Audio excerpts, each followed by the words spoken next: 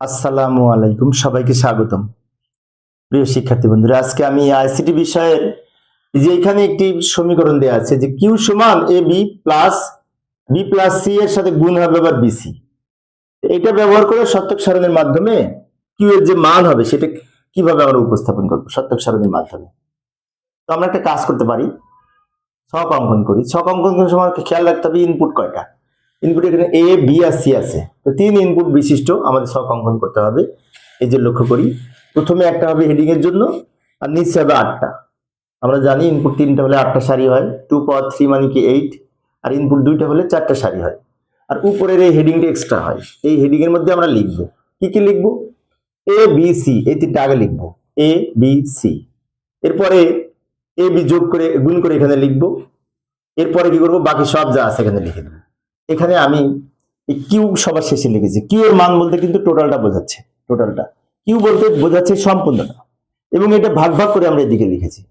কিভাবে লক্ষ্য করি, এ আর বি গুণ গুণ করে লিখেছি, বি আর সি গুণ করে লিখেছি, বি আর সি এর মানের সাথে আবার বিসি, সরি এখানে বিসি যোগ করে লিখবো, যোগ করে। আবার বিসি আলাদা গুণ ছিল সেটা লিখেছি, এইটার সাথে এটা গুণ করে এখানে লিখবো।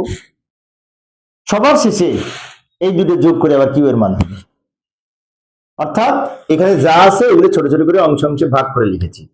এবার এখান থেকে লেখাটা শুরু করব। ইনপুট যদি 3টা হয় তাহলে 2 পাওয়ার 3 মানে 8, 0 থেকে 7 পর্যন্ত, 0 থেকে 7 পর্যন্ত 8টা প্রতীক। তো এইখানে আমরা এবিসি এর নিচে 8টা বিন্যাস করব 0 এবং 1 ব্যবহার করে। তো 8টা বিন্যাস বলতে 0 থেকে 7 পর্যন্ত যে অক্টাল সংখ্যা 3 বিট করে বাইনারি মান লিখব। যেমন 0 থেকে 7 বাইনারি মান এখানে লিখতে হবে সাজিয়ে। 0 বাইনারি 0 প্রথমে লিখবো, এরপর 1 binary 1, 2 binary 1 0, 3 binary 1 1, 4 binary 1 0 0, 5 binary 1 0 1 মানে 101, 6 বাইনারি 1 1 0 মানে 110, 7 বাইনারি 1 1 1। আর বাকিগুলা 0 দ্বারা পূর্ণ করে দিব। একটু দ্রুত লিখলাম সময় সেভ করার জন্য। ভালো করে লক্ষ্য করি, আমরা 0 থেকে 7 বাইনারি মান লিখেছি 3 বিট করে, যদি বুঝে লিখতে চাই।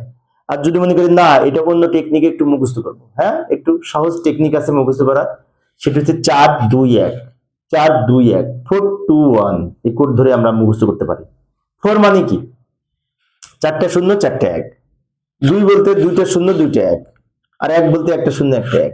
4 2 1, 4টা 0 4টা 1, 2টা 0 2টা 1, 1টা 0 1টা 1। এইভাবে আমরা বিন্যাসটা করতে পারি, 4 2 1। যাই হোক, এই তথ্যের আলোকে আমরা এগুলো লিখতে লিখতে যাব। প্রথমে এ আর বি গুণ করব, এ লাইন এ লাইন বি, এই দুটো গুণ করে এখানে লিখবো। 0 0 গুণ করে 0, 0 0 গুণ করে 0, 0 1 গুণ করে 0, 1 0 গুণ করে 0, 1 0 গুণ করে 0, 1 0 গুণ করে 0, 1 আর 1 গুণ করে 1, 1 1 গুণ করে 1। এ আর বি গুণ করে এখানে লিখেছি। এখানে আবার কি হয়েছে, বি আর সি যোগ হয়েছে। তো B A line C A line, এই বি আর সি এই দুটো যোগ করে এখানে লিখবো।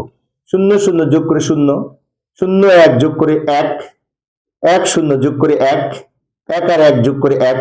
বুলিয়ান অ্যালজেব্রায় যোগের ক্ষেত্রে 2টা 1 যোগ করলেও 1, 3টা 1 যোগ করলেও 1, ও 4টা 1 যোগ করলেও 1। কারণ কি, কারণ সব ইনপুট যদি সত্য হয় আউটপুট সত্য হয়, অর বা যোগের ক্ষেত্রে। 0 0 যোগ করে 0, 0 1 যোগ করে 1, 1 0 যোগ করে 1, 1 আর 1 যোগ করে 1। আচ্ছা, এবার এই লাইনে বিসি গুণ করেছে বি আর সি। তো বি আর সি তো এই দুই লাইন গুণ করে এখানে লিখবো।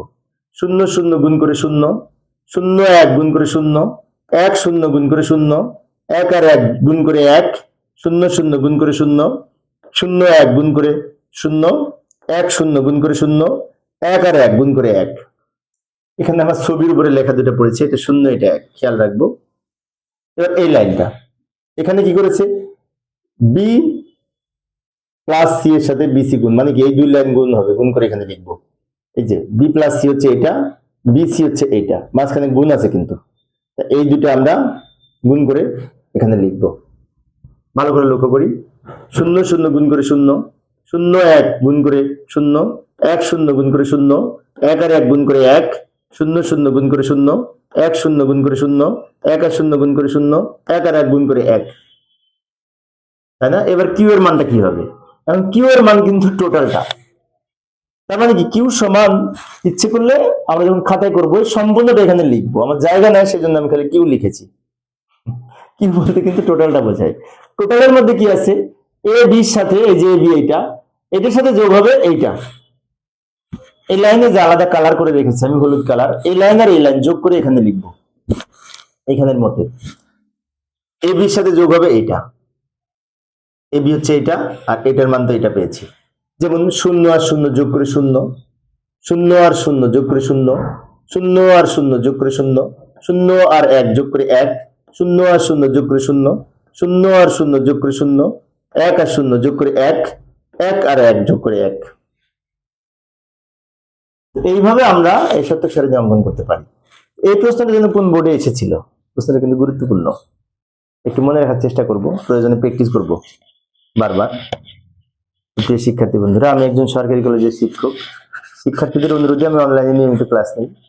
আমার ক্লাসটি যদি তোমাদের ভালো লাগে, তোমরা পরবর্তী ক্লাসটি দেখার জন্য এই চ্যানেলটি সাবস্ক্রাইব করার পাশাপাশি যদি বেল আইকনটি অন করে রাখো, আমি ক্লাস নেওয়ার সাথে সাথেই তোমরা নোটিফিকেশন পেয়ে যাবে। পরিশেষে সবাই ভালো থাকবে এবং সুস্থ থাকবে এই কামনায় খোদা হাফেজ।